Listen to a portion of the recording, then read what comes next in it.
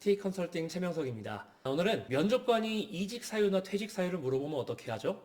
라는 질문에 대해 이야기를 해보겠습니다. 제가 컨설팅을 받으시는 많은 분들이 가장 많이 하는 질문 중에 하나인데요. 물론 지원자들이 이런 것을 물어본다는 것은 당연히 자신이 갖고 있는 이직 사유나 퇴직 사유에 뭔가 캥기는 게 있다, 이런 뜻으로 받아들이면 되겠죠. 하지만 그렇다고 걱정할 필요는 없습니다. 사람은 누구나 완벽하지 않기 때문에 완벽한 이직 사유나 완벽한 퇴직 사유를 가지고 모든 지원자들이 면접에 임하는 건 아니니까요. 다만 내 퇴직 사유나 이직 사유가 면접관에게 이 설득력 있게 전달될 수 있도록 여러 가지 컨텐츠를 구성하는 게 중요한데요. 일단 이야기를 하기 전에 객관적인 기준을 좀 정해놓고 시작하겠습니다. 먼저 당연하게도 이러한 질문에 대한 베스트는 일한 기간이 18개월 이상 지속됐거나 이직이나 퇴직에 대한 명확한 사유가 있을 때 가장 베스트가 될 수 있습니다.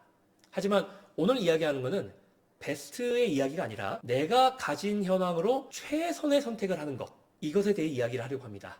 자, 그럼 먼저 면접관들이 이러한 질문을 하게 됐을 때 우리는 반드시 어떠한 기준에 맞춰서 답을 해야 될까요?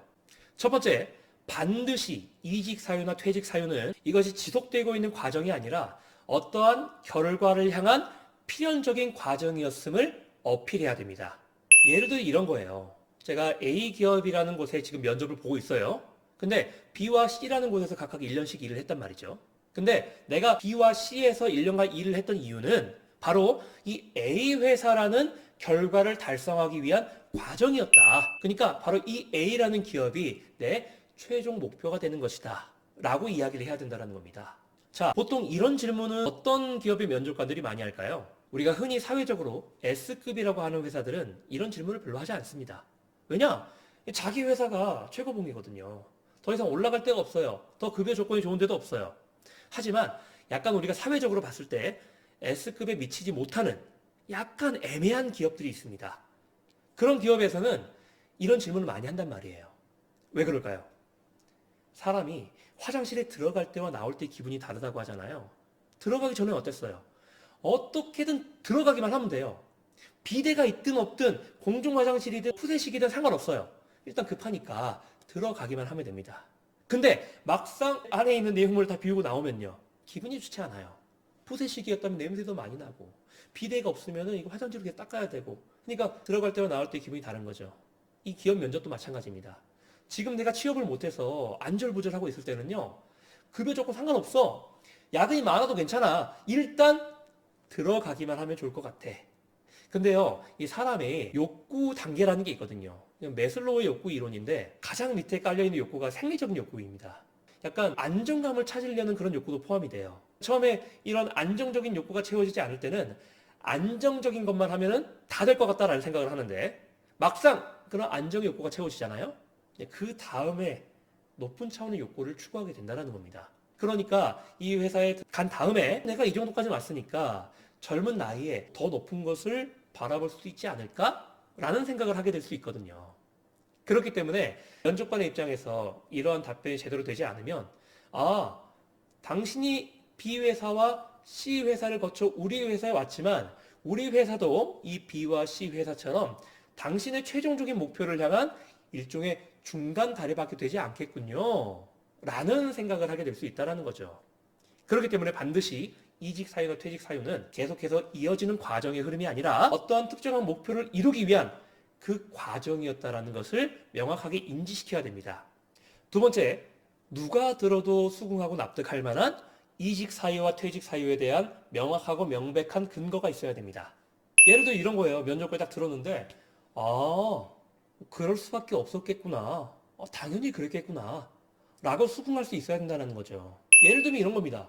네, 면접관님, 처음부터 3개월 계약이었습니다. 그러니까 더 일하고 싶어도 일할 수 없었던 거죠. 애초에 3개월만 필요한 일이었으니까. 또 경력이 1년인데 왜 1년만 일했어요? 아, 네. 처음에는 3개월 임시직이었는데 일하시는 것을 보고 추가로 9개월을 더 계약을 해주셨다. 그 이후에도 함께 하고 싶어 하셨지만 주어진 이 사업비나 예산이 이쪽에서 어쩔 수 없이 나오게 됐다. 거기서 일하시던 분들과는 현재도 좋은 관계를 맺고 서로 연락을 하고 안부를 묻고 있다. 이 정도라면 너무 좋죠. 그러니까 이런 이직 사유, 퇴직 사유는요, 반드시 사실에 입각해서 기록이 되어야 됩니다. 사실에 입각해야만 그럴듯하거든요. 하지만 그렇다고 해서 정확하게 가감 없이 명백한 사실을 이야기해서 내게 좀 불리하거나 굳이 말을 해서 도움이 되지 않을 만한 그런 이야기를 할 필요까지는 없어요. 왜냐하면 우리가 누군가를 설득한다는 거는요, 사실이기 때문에 설득된다기보다는 그 문장과 스토리를 이어가는 그 기술과 맥락, 구조에 따라서 결정될 수 있는 거거든요. 그러니까 완전 내가 그냥 마음대로 했다, 그냥 개판 쳤다, 이런 게 아닌 이상 충분히 이 컨설팅을 통해서 본인도 몰랐던 본인의 강점이나 그리고 면접관이 좋아할 만한 포인트를 찾아낼 수가 있다라는 거죠. 요즘 정말 힘듭니다. 저도 힘들지만 취업과 면접을 준비하시는 분들이 더더욱 힘들어하고 있어요. 점점 시간이 갈수록 이 스펙에는 상향 평준화되고 있고, 그리고 이 채용을 하는 곳은 점점 더 줄어들고 있어요.